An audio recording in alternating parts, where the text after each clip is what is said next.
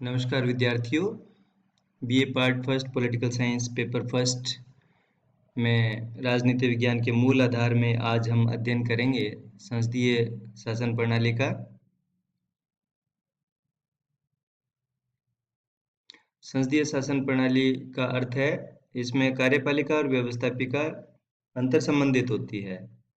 कार्यपालिका व्यवस्थापिका के प्रति उत्तरदायी होती है और कार्यपालिका का अस्तित्व व्यवस्थापिका से ही होता है, अर्थात कार्यपालिका व्यवस्थापिका से बनती है।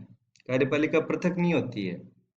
इस प्रकार कार्यपालिका और व्यवस्थापिका के संबंध को लेके यदि चर्चा करें तो जहां कार्यपालिका पूर्णतः व्यवस्थापिका से अलग होती है वो अध्यक्षीय प्रणाली कहलाती है, लेकिन संसदीय प्रणाली में कार्यपालिका व्यवस्थापिका से ही निकलती है।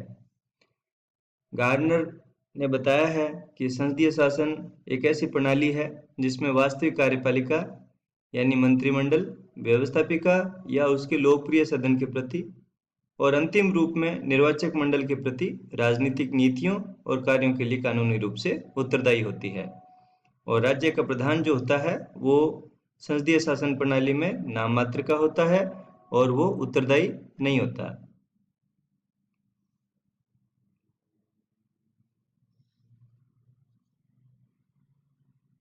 यदि हम इनकी विशेषताओं पे चर्चा करें तो संसदीय शासन प्रणाली में नाम मात्र की और वास्तविक कार्यपालिका का भेद होता है। राज्य का प्रधान नाम मात्र की कार्यपालिका होती है जबकि वास्तविक कार्यपालिका मंत्रिपरिषद होती है, काउंसिल ऑफ मिनिस्टर्स। तो नाम मात्र की कार्यपालिका इंग्लैंड के सम्राट की तरह वंश क्रमानुगत होगी या भारत के राष्ट्रपति की तरह निर्वाचित भी हो सकती है। प्रत्येक स्थिति में सिद्धांततः ये पूर्ण शक्ति संपन्न होती है, लेकिन व्यवहार में वह इन शक्तियों का प्रयोग अपने विवेक से नहीं कर पाती। व्यवहार में उसकी इन सारी शक्तियों का प्रयोग वास्तविक कार्यपालिका यानी कि मंत्रिपरिषद द्वारा किया जाता है।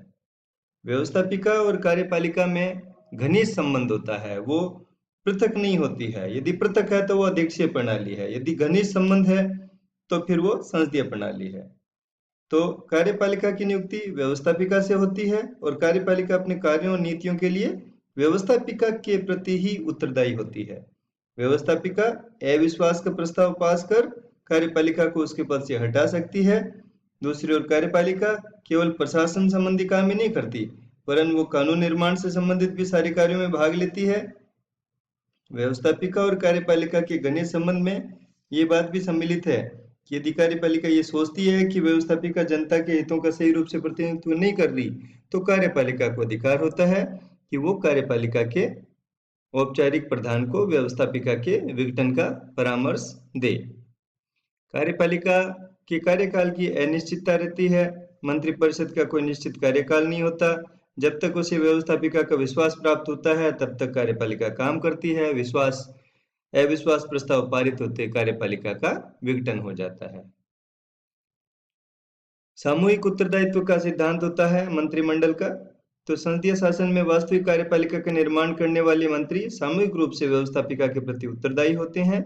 संसदीय शासन का सीधा सा नियम है, सब एक के लिए और एक सब के लिए, one for all and all for one. जैसे कहता है, कहावत भी है कि ये इकट्ठे तैरते हैं और इकट्ठे ही डूबते हैं। इसका मीनिंग ये है कि मंत्रिमंडल में जब एक निर्णय हो जाता है तो प्रत्येक मंत्री का कर्तव्य हो जाता है कि उसका संसद और जनता सब जगह उसको समर्थन करे, चाहे मंत्रिमंडल की बैठक में वो इस निर्णय पर सहमत था या नहीं था। मंत्रिमंडल, जनता, विधानमंडल और कार्यपालिका के औपचारिक प्रधान के सम्मुख एक इकाई के रूप में काम करता है।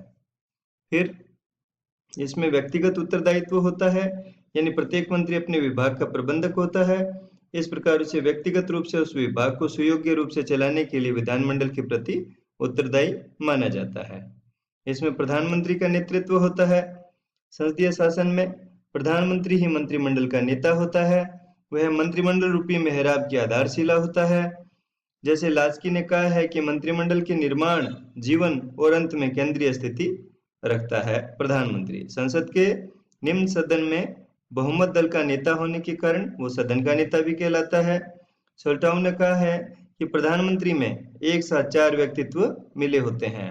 प्रथमतः वह कैबिनेट यानी कि देश की सरकार का प्रधान होता है। दूसरा, वो संसद का नेता होता है। तीसरा, वो कैबिनेट का राज्य के प्रधान के साथ संबंध स्थापित करता होता है। और चौथा, वो राजनीतिक दल का भी प्रधान होता है। अब इसके गुणों पर चर्चा करते हैं। तो व्यवस्थापिका और कार्यपालिका में सहयोग और सामंजस्य इसका प्रमुख गुण है। मानव शरीर के समान ही शासन व्यवस्था में भी एक प्रकार की आंगिक एकता होती है और श्रेष्ठ प्रशासन के लिए ये जरूरी है कि शासन के इन अंगों में पारस्परिक सहयोग हो। केवल संसदीय शासन व्यवस्था में ही इस प्रकार का सहयोग और सामंजस्य पाया जाता है और इस सहयोग के आधार पर ही कुशलतापूर्वक शासन किया जाता है। वर्तमान समय में कानून निर्माण का काम बहुत जटिल है और व्यवस्थापिका के द्वारा ये जटिल कार्य में पर्याप्त ज्ञान और अनुभव रखने वाले कार्यपालिका के सदस्यों की सहायता से किया जाता है। इसी प्रकार शासन व्यवस्था का संचालन जन कल्याण के लिए हो, इसके लिए कार्यपालिका के सदस्यों का जन प्रतिनिधियों से संपर्क बना रहना बहुत जरूरी है। संस्थात्मक शासन में व्यवस्थापिका और कार्यपालिका के पारस्परिक सहयोग के आधार पर ही श्रेष्ठ कानूनों का निर्माण और जन कल्याणकारी प्रशासन संभव हो पाता है। विलोबी मानते हैं कि ये संसदीय प्रणाली उत्तरदायित्व, निर्देशन और प्रभुसत्ता की एकता की समर्थक है, क्योंकि इसके अंतर्गत वास्तविक रूप में उत्तरदायी एक ही अंग रहता है। अतः शासन के विभिन्न अंगों के मध्य संघर्ष असंभव हो जाता है। शासन व्यवस्था जनता के प्रति उत्तरदायी होती है। संसदीय शासन में मंत्रीगण व्यवस्थापिका के सदस्य होते हैं और इस रूप में जनता के प्रतिनिधि होते हैं। इसके अलावा ये मंत्रीगण व्यवस्थापिका के माध्यम से भी जनता के प्रति उत्तरदायी होते हैं। मंत्री लोगों को अपने पद पर बने रहने के लिए जनता के दृष्टिकोण का ध्यान रखना पड़ता है, उसी अनुसार उनको काम करना पड़ता है। इस प्रकार इस शासन व्यवस्था में लोकमत का उचित आदर होता है, लोकहित की साधना होती है। डाइसी मानते हैं कि संसदीय प्रणाली के अंतर्गत मंत्रिमंडल को जनमत के प्रति और ज्यादा सचेत रहना पड़ता है, क्योंकि ये उनका अस्तित्व इसी चीज पर निर्भर करता है। इसमें सरकार निरंकुश नहीं हो पाती। संसदीय शासन में सरकार व्यवस्थापिका के प्रति उत्तरदायी होती है, तो वो कभी निरंकुश नहीं हो सकती। व्यवस्थापिका में विद्यमान विरोधी दल शासन पर अंकुश बनाए रखने का काम करते हैं। संसदीय शासन में मंत्रिमंडल अपनी सीमाओं का उल्लंघन अथवा अपने कर्तव्यों की उपेक्षा करने की बात सोच ही नहीं सकते, क्योंकि उनके निंदा प्रस्ताव, काम रोको प्रस्ताव, प्रश्न पूछने का अधिकार, कटौती प्रस्ताव, अविश्वास का प्रस्ताव, ये सब उनके सिर पर तलवार की भांति लटकते रहते हैं और उन्हें कर्तव्यपरायण होने का आदर्श पाठ पढ़ाते रहते हैं। इंग्लैंड और भारत के संसदीय शासन में ऐसे अनेक उदाहरण हैं जब व्यवस्थापिका के द्वारा किसी एक भ्रष्ट मंत्री या मंत्रिमंडल को त्याग पत्र देने के लिए बाध्य किया गया। गति अवरोध भी नहीं आता। अध्यक्षात्मक शासन प्रणाली शक्ति पृथक्करण के सिद्धांत पर आधारित है और उसमें एक दूसरे के काम में रुकावट डालने की स्थितियां बन जाती हैं, जिससे गत्यावरोध आ जाता है। लेकिन संसदीय शासन में व्यवस्थापिका कार्यपालिका बहुत श्रेष्ठ रूप में सहयोग करती है और गत्यावरोध की संभावना नहीं रहती। फिर अवसर के अनुकूल परिवर्तनशीलता भी इसका एक महत्वपूर्ण गुण है। जैसे कि फर्स्ट वर्ल्ड वॉर के समय इंग्लैंड ने एस्क्विथ के स्थान पर लॉर्ड जॉर्ज और सेकंड वर्ल्ड वॉर के समय चैम्बरलेन के स्थान पे चर्चिल को अपना प्रधानमंत्री बना लिया। अध्यक्षात्मक शासन व्यवस्था में अध्यक्ष जहां निश्चित अवधि के लिए निर्वाचित होता है, वहां ऐसा होना संभव नहीं है। इस शासन व्यवस्था में विपत्ति के अवसर पर व्यवस्थापिका देश के सर्वमान्य नेता को असाधारण शक्ति प्रदान कर देती है और सभी राजनीतिक दलों का सहयोग प्राप्त करने के लिए मिले जुले मंत्रिमंडल का निर्माण किया जा सकता है। इसके अलावा योग्यतम, अनुभवी और लोकप्रिय व्यक्तियों का शासन होता है। व्यवस्थापिका के जिन सदस्यों को अपने अनुभव योग्यता के आधार पर व्यवस्थापिका अपने राजनीतिक दल और देश की राजनीति में बहुत अधिक लोकप्रिय और सम्मान देती है, वे व्यक्ति साधारणतः मंत्रिपरिषद के सदस्य नियुक्त होते हैं और इनके ज्ञान और लोकप्रियता से जनहित में काम हो पाना संभव हो पाता है। तो मंत्रियों के संबंध में योग्यता और लोकप्रियता अध्यक्षात्मक शासन व्यवस्था में नहीं चल पाती, क्योंकि वहां राष्ट्रपति ही लोकप्रिय शासक होता है और मंत्री परिषद के सदस्य उसके द्वारा ही नामजद किए जाते हैं या मनोनीत किए जाते हैं, तो वो उसके प्रति ही उत्तरदायी होते हैं, जनता के प्रति उत्तरदायी नहीं होते हैं। एक ये वंशानुगत राजतंत्र को प्रजातांत्रिक रूप प्रदान कर देता है। संसदीय शासन से वंशानुगत राजतंत्र है वो लोकतंत्र बन गया है। इसका उदाहरण हम इंग्लैंड में देख सकते हैं। और राजनीतिक शिक्षा, संस्थात्मक शासन में जनता को राजनीतिक शिक्षा प्रदान करने का और प्राप्त करने का अच्छा अवसर मिलता है। व्यवस्थापिका में विभिन्न विभागों के कार्यों की आलोचना होती है। मंत्रीगण भी पूर्ण योग्यता के साथ नीति कार्यों के पक्ष का प्रतिपादन करते हैं। जनता भी व्यवस्थापिका के इस काम को रुचिपूर्वक तरीके से पढ़ती है, देखती है और सार्वजनिक समस्याओं के संबंध में ज्ञान प्राप्त करती है। जबकि अध्यक्षात्मक शासन में जनता इतने अच्छे प्रकार से राजनीतिक शिक्षा प्राप्त नहीं कर पाती है। तो ये संसदीय प्रणाली के गुण हैं। अब इनके दोषों की चर्चा करते हैं। शक्ति, इसमें दलीय तानाशाही का भय रहता है, क्योंकि संसदीय शासन में राजशक्ति संपूर्ण जनता के हाथ में नहीं रहती, एक दल विशेष के हाथ में आ जाती है। और व्यवस्थापिका की लोकप्रिय सदन में जिस दल का बहुमत होता है उसी के द्वारा कार्यपालिका का निर्माण किया जाता है, और इससे शासन के दोनों जो पिलर हैं उसमें उसकी शक्ति उसके हाथ में आ जाती है और राजनीतिक दल मनमाने तरीके से कार्य करने लग जाते हैं।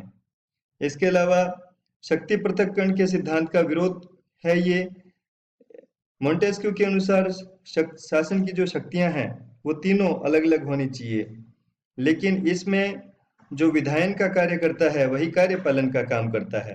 तो ये मूलतः शक्ति पृथक्करण के सिद्धांत पर भी आधारित प्रणाली नहीं है। इसमें शासन भी निर्बल हो जाता है। कई बार संस्थात्मक शासन में कोई व्यक्ति ऐसा नहीं होता जिसके हाथ में शासन की संपूर्ण शक्ति हो और राज्य के प्रशासन के लिए पूर्ण रूप से उत्तरदायी हो। हालांकि प्रधानमंत्री मंत्रिपरिषद का नेता है, लेकिन सभी मंत्री अपने अपने विभाग के स्वतंत्र अध्यक्ष भी होते हैं और प्रधानमंत्री मंत्रिपरिषद की सलाह के आधार पर ही निर्णय करता है। इससे शासकीय निर्बलता आती है। बहुदलीय व्यवस्था में सरकार के निर्माण में कठिनाई आ जाती है। कई बार बहुत कोएलिशन गवर्नमेंट है, जैसे इंडिया में आप देख पाते हैं, तो तोड़-फोड़ जो है, फ्लोर क्रॉसिंग है, ये संसदीय व्यवस्था में एक बड़ी समस्या है। जबकि अध्यक्षीय प्रणाली में राष्ट्रपति डायरेक्ट निर्वाचित होकर आता है, तो उसके कार्यकाल की सुनिश्चितता रहती है। कार्यपालिका अस्थिर भी रहती है, क्योंकि कार्यकाल बदलते रहते हैं। जैसे भारत में 89 से लेके और 2014 तक कोएलिशन गवर्नमेंट ही रही है, तो उसके कारण बहुत सारी सरकारें सत्ता में आई हैं और अपने कार्यकाल पूर्ण नहीं कर पाई हैं। नीतियों में विच्छिन्नता नहीं रहती, अनुरूपता नहीं आती। लगातार अस्थिरता की नीति अनुरूपता को नष्ट कर देती है, जो शासन को योग्यता पूर्वक चलाने के लिए बहुत जरूरी होती है। तो संभावना इसी बात की रहती है कि नया मंत्रिमंडल अपने पूर्वाधिकारी द्वारा अपनाई गई नीति के विपरीत नीति ही अपनाएगा। इसके अलावा अक्षम व्यक्ति भी इसमें शासक बन जाते हैं। संसदीय प्रणाली में मंत्रिपरिषद का निर्माण योग्यता और ज्ञान के आधार पर नहीं होता, अपितु लोकप्रियता के आधार पर होता है। और जनता में लोकप्रिय नेता जरूरी नहीं कि वो योग्यतम भी हो। तो इसलिए मंत्री कई बार अज्ञानी मंत्री भी बन जाते हैं और इससे शक्तियां जो हैं वो अधिकारियों के हाथ में आ जाती हैं। सर सिडनी लो ने लिखा है कि राजस्व विभाग में क्लर्की प्राप्त करने के लिए एक युवक को हिसाब की परीक्षा पास करना जरूरी है, परंतु वित्त मंत्री तो कोई भी ऐसा दुनियादार हो सकता है जो ईस्टर्न या ऑक्सफोर्ड में पढ़ा हुआ हिसाब भूल चुका हो और दशमलव अंकों को समझने की चेष्टा करता हो। मंत्रिपरिषद के अधिनायकवाद की प्रवृत्ति भी रहती है। रैमजी मोर मानते हैं कि ब्रिटिश मंत्रिमंडल तानाशाही करने के स्तर पर आ जाता है। लास्की भी मानते हैं कि निश्चित कार्यपालिका को अत्याचारी बनने का अवसर प्रदान करता है। ये चाहे तो छोटे से छोटे विषय को विश्वास का प्रश्न बनाकर विधानमंडल को अपनी बात मनाने के लिए बाध्य कर सकता है। सिजविक भी मानते हैं कि मंत्रियों को कानून निर्माण से संबंधित इतने अधिक काम करने होते हैं कि वे कार्यपालिका से संबंधित कामों को ठीक प्रकार से नहीं कर पाते। संकट काल में कार्यपालिका निर्बल हो जाती है और मंत्रिमंडल का आकार भी बहुत बड़ा हो जाता है। तो इस कारण ये प्रणाली एक तरीके से खर्चीली प्रणाली भी कहलाती है। धन्यवाद।